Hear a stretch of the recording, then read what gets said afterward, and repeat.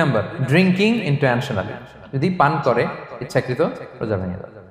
3 নম্বরে হচ্ছে physical intercourse, দিনের বেলায় যদি ফিজিক্যাল ইন্টিমেসিতে যায় হাজব্যান্ড ওয়াইফ এবং দেহ থেকে যদি সিমেন আউট হয় রোজা ভেঙে যাবে।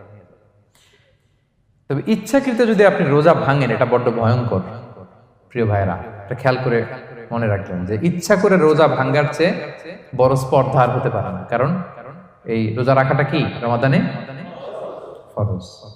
আপনি যদি ফরজ ইচ্ছা করে ভাঙেন তাহলে শুধু কাজা করলে হবে না, কাফারা দিতে হবে। কে দিতে হবে?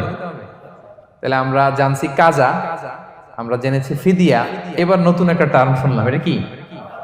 কাফারা। ইচ্ছা করে রোজা ভাঙলে কাফারা দিতে হবে। এন্ড হোয়াট ইজ কাফারা? কাফারা হচ্ছে টানা 2 মাস রোজা রাখা একটার জন্য। পারবেন? রমজানেরটা রাখতে তো খবর হয়ে যায়, রোজা না ভাঙি।